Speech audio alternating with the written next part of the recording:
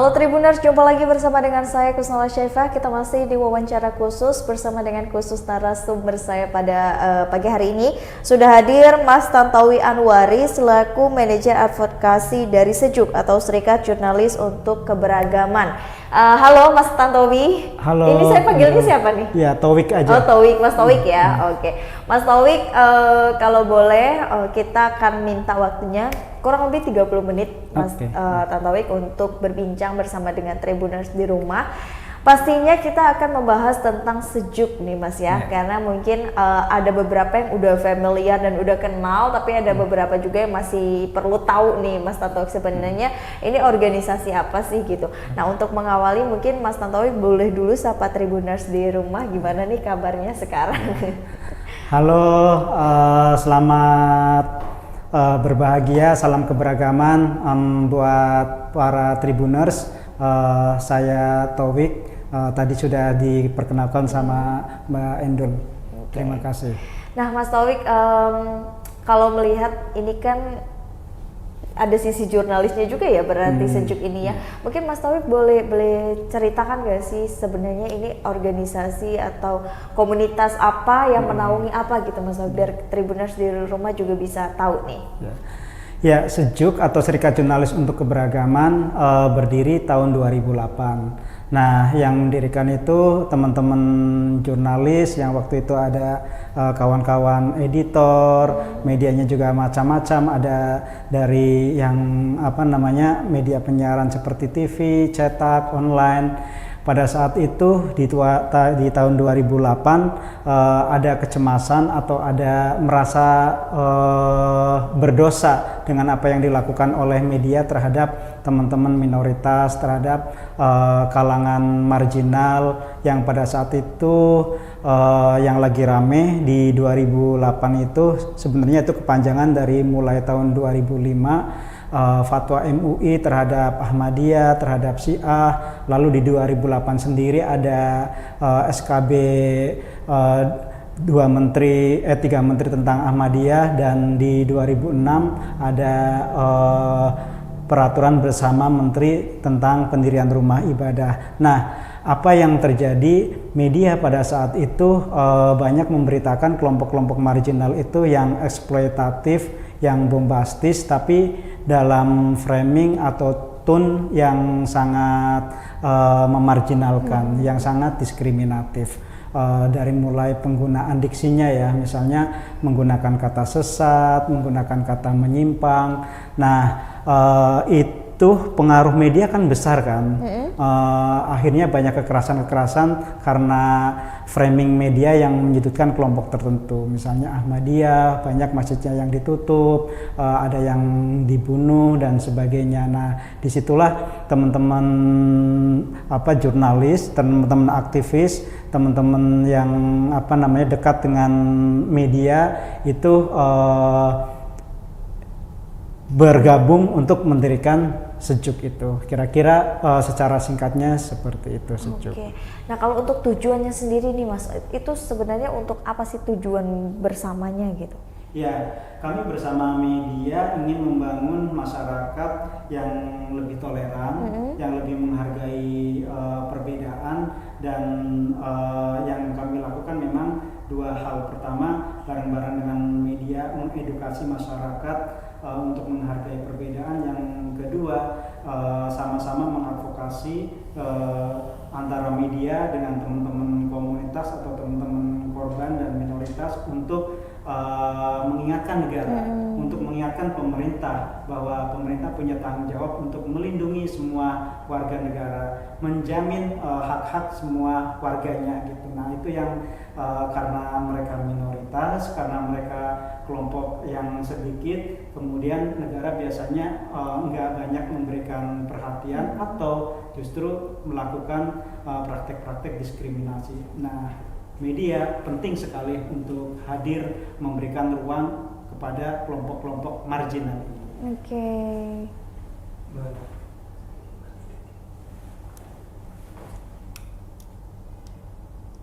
Mati.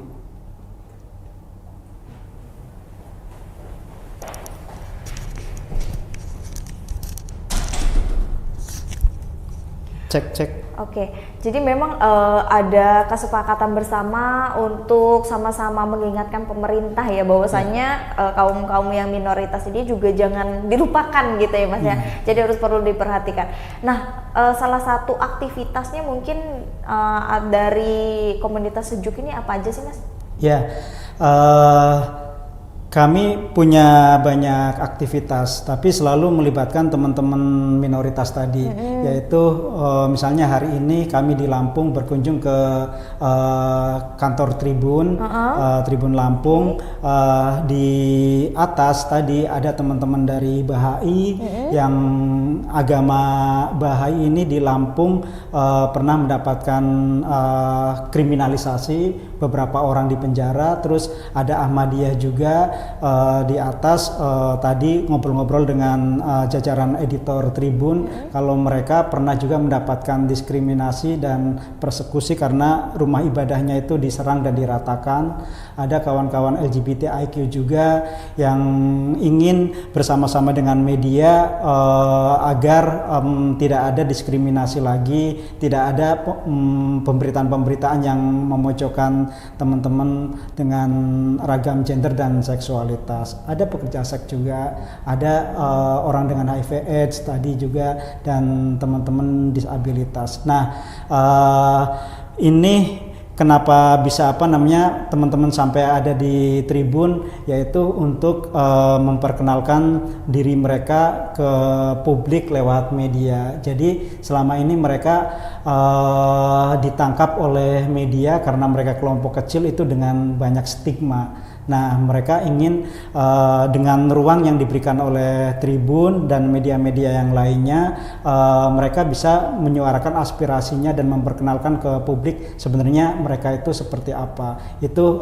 semacam edukasi. Terus juga mereka menyampaikan agar media juga didorong untuk mengingatkan misalnya ke teman-teman disabilitas, apa sih yang sudah dilakukan pemerintah Provinsi Lampung misalnya terkait akses pendidikan mereka. Kalau misalnya SLB atau sekolah inklusi hanya di kota-kota besar, hanya di di Bandar Lampung misalnya di provinsi, bagaimana dengan disabilitas yang ribuan yang di remote area itu, di kabupaten atau desa-desa terpencil itu, pendidikannya, kesehatannya dan sebagainya. Kira-kira itu salah satu kegiatan. Lalu kami juga membuat perjumpaan-perjumpaan dengan jurnalis, dengan kelompok-kelompok minoritas lewat workshop dengan memberikan perspektif ke teman-teman jurnalis bahwa ini saatnya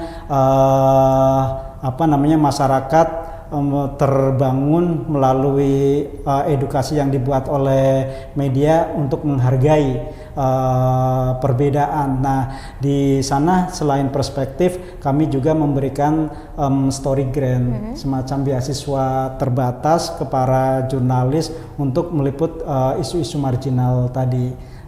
Hal yang lainnya kami juga seperti besok 2 hari, Sabtu dan Minggu di Lampung, kami melibatkan teman-teman minoritas yang macam-macam tadi itu untuk membangun sensitivitas, membangun kesadaran bahwa media itu penting, bahwa media itu jangan ditakuti. Dulu kan karena banyak hal yang menyakitkan buat teman-teman minoritas, diberitakan secara salah, kemudian kalau wawancara quote-nya atau kutipannya itu diplesetkan yang menyudutkan kelompok minoritas, sehingga teman-teman itu menjadi trauma kepada media, takut kepada media. Nah, sekarang tidak bisa situasi seperti itu terus dialami oleh teman-teman kelompok minoritas. Mereka harus bangun bahwa media itu penting, bahwa tanpa media mereka itu tidak akan tersuarakan aspirasinya. Mereka tetap akan menjadi objek berita gitu, nggak pernah menjadi subjek berita. Nah, itu yang akan dilakukan besok.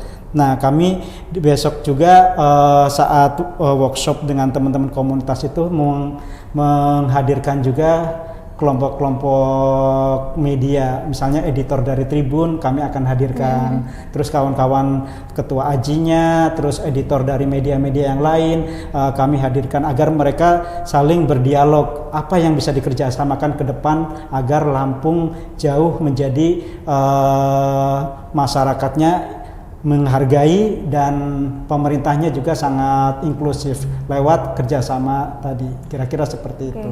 Nah, dari beberapa kelompok minoritas tadi yang mungkin Mas Tantowi sudah berdialog ya dengan di atas tadi, itu isu apa mungkin yang bisa didapat dari sekitar Lampung ini, Mas? Ya, stigma terhadap kelompok yang berbeda seperti kawan-kawan LGBTIQ, terus orang dengan HIV/AIDS, pekerja seks, yang sebenarnya mereka nggak melanggar hukum. Mereka bukan masyarakat yang ilegal, tapi bagian dari warga negara Indonesia. Tapi kemudian mereka merasa pertama stigmanya kuat, terus yang kedua pemerintah tidak menjamin hak-hak mereka. Banyak sekali hak-hak mereka yang terabaikan oleh pemerintah. Nah, itu yang kami kemudian sadar, oh berarti yang sebelumnya melihat Lampung itu nggak ada masalah, ternyata sebenarnya banyak aspirasi nih yang disampaikan oleh kelompok minoritas agar media mengangkat aspirasi mereka. Tapi mungkin masyarakat melihat seperti itu karena ada penyimpangan atau norma yang salah mungkin dinilai oleh masyarakat. Nah, Sejuk di sini seperti apa tuh Mas perannya? Ya, sebenarnya kata menyimpang, kata sesat, misalnya LGBTIQ itu penyakit gitu, itu kan sebenarnya stigma-stigma yang sepihak, tidak didasarkan pada ilmu pengetahuan yang kredibel, yang sumbernya atau expertnya juga menyampaikan apa sih LGBTIQ itu, atau misalnya dengan kelompok seperti Ahmadiyah, sebenarnya informasi masyarakat tentang Ahmadiyah sesat itu dari mana gitu. Apakah sepihak dari misalnya fatwa MUI atau sebenarnya kita bisa mengatakan fatwa itu kan pendapat. MUI boleh berpendapat seperti itu, tapi apakah masyarakat nggak mendengar dari perspektif yang lainnya? Misalnya orang NU di Indonesia, tokoh-tokohnya, apakah semuanya menyesatkan Ahmadiyah? Profesor-profesor di UIN, Universitas Islam Negeri, apakah mereka juga menyesatkan Ahmadiyah? Banyak profesor-profesor di Jakarta, UIN Jakarta, di Makassar yang bekerja sama dengan baik dengan Ahmadiyah, dan mereka menganggap Ahmadiyah itu bukan sesat, itu kan pendapat. Nah, kami sebenarnya berdiri bukan untuk membela Ahmadiyah, Syiah, Bahai, LGBT dan yang lainnya, tapi kami berdiri untuk membela hak-hak mereka sebagai manusia, sebagai warga negara yang harusnya mempunyai kesempatan yang sama, mempunyai hak untuk dilindungi sebagaimana warga negara yang lainnya. Tidak boleh ada yang didiskriminasi, apakah itu karena identitas mereka sebagai LGBT, sebagai penganut aliran kepercayaan tertentu, sebagai Ahmadiyah, sebagai Bahai, latar belakang itu tidak penting. Yang penting adalah mereka sebagai warga negara, mereka sebagai manusia yang punya hak-hak yang harusnya dilindungi oleh negara, termasuk juga masyarakat ikut menghargai keberagaman itu. Itu yang harusnya menjadi poin kita berbangsa dan bernegara.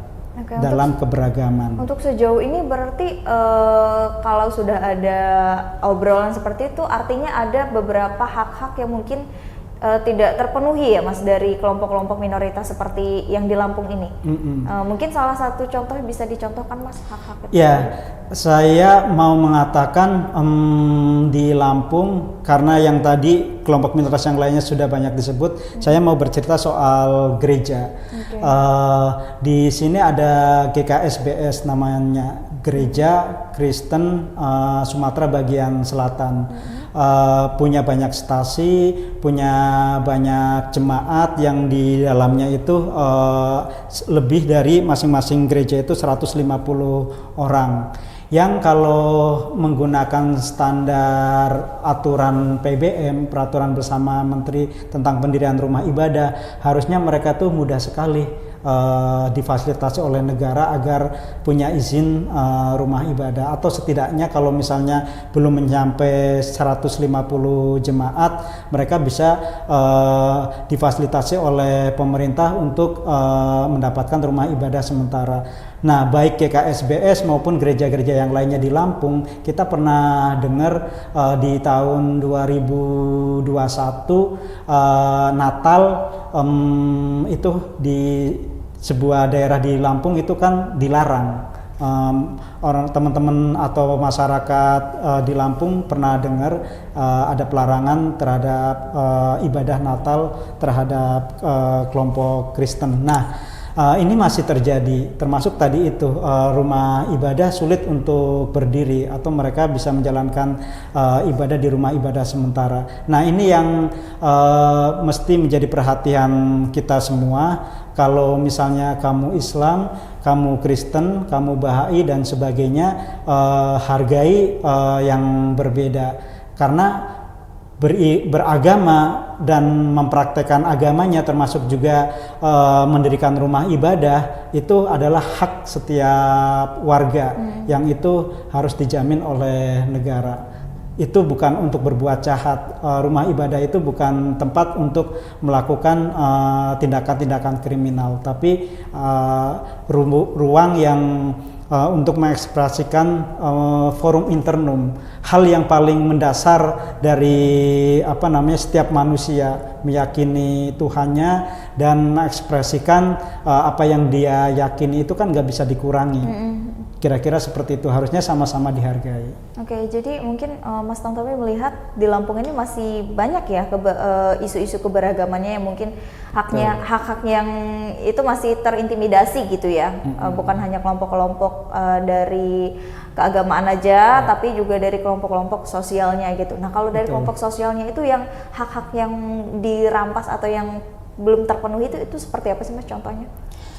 Ya, misalnya banyak karena teman-teman minoritas ini nggak punya KTP, misalnya pekerja seks yang dia datang dari wilayah yang misalnya pedesaan terus ke kota sejak sebelum punya KTP misalnya. Terus teman-teman transpuan atau waria, mereka juga banyak yang nggak punya KTP, termasuk juga kawan-kawan dari agama Bahai. Dari penghayat itu kan mereka nggak punya KTP dan adminduk yang lainnya, administrasi dan kependudukan. Nah, bagaimana kemudian kalau nggak punya KTP untuk mengakses kesehatan? Kita atau teman-teman yang punya KTP dan administrasi pendudukan yang lainnya, akta nikah dan sebagainya, itu kalau anaknya mau sekolah itu gampang. Tapi bagaimana yang mereka yang nggak punya KTP, terus akta kelahiran, akta nikah dan sebagainya yang itu berdampak pada nanti anaknya ketika bersekolah. Sudah itu rumit, kemudian ketika bersekolah mendapatkan stigma. Itu juga yang dialami ketika teman-teman mengakses kesehatan. Kawan-kawan transpuan, kawan-kawan dengan HIV/AIDS, pekerja seks, ketika nggak punya KTP, akses kesehatan juga akan tidak terlayani dengan baik. Itu situasi di sekitar kita yang kita nggak banyak tahu, tapi itu banyak terjadi. Itu apa yang menyebabkan mereka tidak mempunyai KTP, Mas? Karena kan KTP itu sudah hak pribadi semua untuk menguruskan gitu. Apa masih ada kesulitan dari sektor pemerintahnya atau mungkin dari pribadi mereka gitu? Ya, banyak kawan-kawan transpuan yang sejak kecil mengekspresikan gendernya, mungkin juga seksualitasnya, dan keluarga nggak menerima, akhirnya mereka pergi ke jalanan. ruang yang bisa menerima mereka, misalnya di jalanan itu mengamen, terus juga mungkin sebagai pekerja seks di jalanan yang rentan mendapatkan kekerasan karena sudah sejak kecil diusir oleh masyarakat dan keluarganya, akhirnya mereka memutuskan untuk sampai tidak memiliki identitas itu? Bukan memutuskan, tapi mereka memang sulit sekali. Kan kalau KTP kan harus dengan administrasi yang lainnya kan, misalnya ada akta kelahiran dan sebagainya gitu. Mereka udah kabur dari keluarga dan karena keluarganya nggak menerima, akhirnya mereka tanpa identitas keluar dari rumah itu. Sulit untuk mengurus KTP, walaupun sebenarnya Disduk Capil mulai melakukan hal-hal yang memudahkan mereka, tapi kan banyak barrier, banyak banyak tantangan ketika ngurus KTP. Apakah mereka nggak diolok-olok, kamu misalnya lahirnya sebagai laki-laki tapi berpenampilan seperti itu, terus di KTP-nya Anda seperti apa. Nah, hal-hal yang seperti ini kan traumatis buat teman-teman transpuan gitu. Akhirnya ya mereka nggak mau ngurus KTP, termasuk juga ke kecamatan gitu. Ketika nggak bawa KTP, terus juga mungkin tenaga kesehatan sudah baik, ketika misalnya rumah sakitnya ya atau puskesmasnya sudah oke, tapi ada tenaga kesehatan yang kemudian kurang tepat, akhirnya membuat teman-teman seperti orang dengan HIV/AIDS, transpuan itu enggan ke rumah sakit ya. Nah, Mas, seperti itu kan sudah menjadi pilihan mungkin dari beberapa teman-teman kita di luar sana. Karena kan mungkin Indonesia kita masih masih tabu akan hal itu dan masih sulit untuk menerima karena memang perbedaan stigma dan juga mungkin pandangan agama gitu tadi, Mas. Nah, itu menjadi hak-hak mereka yang terintimidasi gitu tadi, Mas, yang seperti itu. Iya. Intimidasi, bahkan persekusi, kekerasan itu dialami mereka. Tahun 2018 di daerah Kabupaten di Lampung ada 3 transpuan atau waria yang kemudian dirazia, kemudian disemprot pakai selang pemadam kebakaran. Itu terjadi di Lampung. Itu kenapa? Itu karena pandangan aparat yang seharusnya dia sebagai pejabat pemerintah, Satpol PP kan, di bawahnya negara, pemerintah, itu harusnya berlaku imparsial, tidak memihak siapapun. Semua warga negara harusnya diperlakukan secara sama, dihormati secara sama. Nah, karena penampilannya berbeda, transpuan ini dirazia, dikejar-kejar, kemudian diperlakukan seperti bukan manusia. Jadi bukan hanya intimidasi, tapi bukan hanya mereka ngekos di masyarakat, kemudian RT-nya nggak boleh ada di tempatnya itu kos-kosan untuk waria misalnya. Tapi negara pun seperti yang tadi saya sebutkan di Lampung, Satpol PP pernah memperlakukan transpuan dengan cara tidak manusiawi. Oke, jadi menurut Mas Tantowi sendiri seharusnya yang baik bagaimana gitu, Mas? Ya. Tapi apakah Mas Tantowi juga pro atau kontra atau bagaimana itu, Mas, pandangannya? Iya, kalau Sejuk sendiri berdiri jelas ya terhadap komunitas LGBTIQ, sebenarnya terhadap kelompok minoritas yang lainnya, bahwa mereka adalah warga negara. Karena mereka manusia, karena mereka warga negara, itu nggak boleh dikurangi hak-haknya. Dikurangi saja nggak boleh, apalagi dirampas atau bahkan mereka kemudian dihilangkan hak-haknya karena sampai dipersekusi dan dibunuh. Itu harusnya nggak boleh. Itu posisi Sejuk dengan latar belakang agama orang itu atau manusia itu, dengan latar belakang gender atau seksualitasnya, dengan disabilitasnya dan sebagainya. Harusnya masyarakat tidak memperlakukan berbeda karena mereka minoritas gitu, karena mereka tidak sama dengan yang mainstream, yang kebanyakan. Negara juga harusnya sama, pemerintah itu harusnya melindungi siapapun karena dia warga negara dan harusnya tidak ada pembedaan, tidak ada diskriminasi baik di kebijakan maupun aturan-aturan yang diterbitkan oleh pemerintah, termasuk pemerintah daerah. Oke, jadi melihat fenomena dan juga isu-isu sosial di Lampung ini Mas yang sudah Mas Tantowi sebutkan tadi cukup beragam ya Mas ya, berarti ada program yang mau atau kegiatan yang dalam waktu dekat ini mau diadakan di Lampung oleh Sejuk nih Mas? Iya, seperti awal tadi saya sampaikan juga bahwa Sejuk hadir ke Lampung beberapa kali. Pertama di bulan September di tahun 2022 kami bekerja sama dengan teman-teman pers mahasiswa di bukan hanya Provinsi Lampung tapi melibatkan juga dari Bengkulu dan dari Sumatera Selatan, Palembang. Sama mereka berkunjung ke gereja, berkunjung ke komunitas LGBTIQ, kemudian juga ke rumah singgahnya milik orang dengan HIV/AIDS.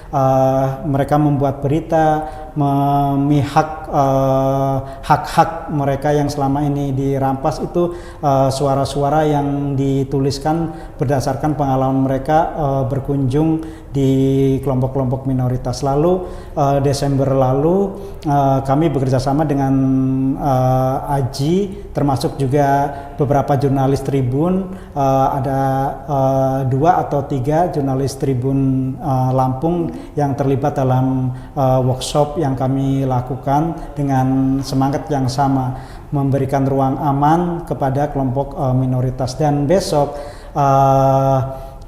di tanggal 21 dan 22 Januari ini kami akan melibatkan kelompok minoritas dari beragam identitas tadi, yang macam-macam itu, baik dari Lampung, memang mayoritas dari Lampung, ada beberapa dari Bengkulu dan dari Sumatera Selatan, untuk membangun semacam kesadaran bersama bahwa media tidak perlu dimusuhi, media harus menjadi mitra dan bersama-sama membangun media sebagai ruang aman buat kelompok minoritas. Kira-kira seperti itu. Nah, kerjasama itu memungkinkan kalau teman-teman media juga datang di acara besok itu. Nanti ada beberapa editor dari termasuk Tribun Lampung, salah satu editornya akan hadir dan berdialog dengan kelompok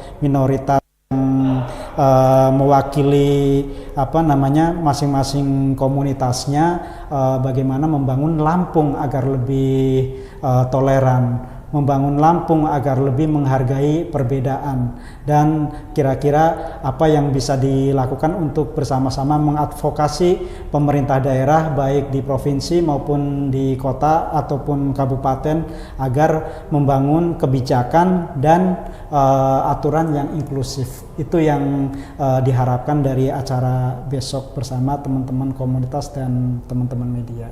Oke, Mas Tantowi, terima kasih banyak untuk kedatangannya mampir ke studio Tribun Lampung, dan tentunya juga sudah dari tadi kita ngobrol bersama Mas Tantowi, yaitu mengenal tentang Sejuk ya Mas ya. Nah, mungkin untuk closing statement Mas Tantowi ada yang mau memberikan pandangan dan juga solusinya untuk isu-isu yang ada di Lampung ini terkait minoritas, boleh disampaikan Mas. Ya, Lampung sebagai provinsi yang plural, yang masyarakatnya beragam, sudah tidak saatnya sudah tidak lagi masyarakat itu saling membedakan karena identitas yang tidak sama. Tapi kami berharap melalui media seperti Tribun dan media-media mainstream yang lainnya, media arus utama, itu lebih memberi ruang kepada kelompok yang selama ini bungkam, yang selama ini tidak bisa bersuara karena ya banyak mengalami stigma, banyak mengalami intimidasi. Nah, saatnya media juga memberi ruang kepada mereka sehingga masyarakat, pemerintah itu lebih menghargai lagi perbedaan yang ada di Lampung ini. Kira-kira seperti itu harapan dari kami Serikat Jurnalis untuk Keberagaman ketika bekerja sama dengan komunitas, dengan media, dan teman-teman masyarakat sipil yang lainnya di Lampung. Okay. Terima kasih Tribuners, terima kasih Endul, dan terima kasih Tribun Lampung untuk diskusi yang menarik ini. Saya juga mengucapkan terima kasih banyak nih Mas untuk nama-nama kru dari Tribun Lampung. Mas Tantowi sudah menyempatkan waktunya untuk hadir dan juga sudah berbincang dengan kita semua ya Tribuners pada hari ini dalam wawancara khusus yang pastinya masih bersama dengan saya di sini Kusnul Asyaifa. Pamit undur diri dan kita akan bertemu di sesi lain kesempatan. Terima kasih dan sampai jumpa. Terima kasih.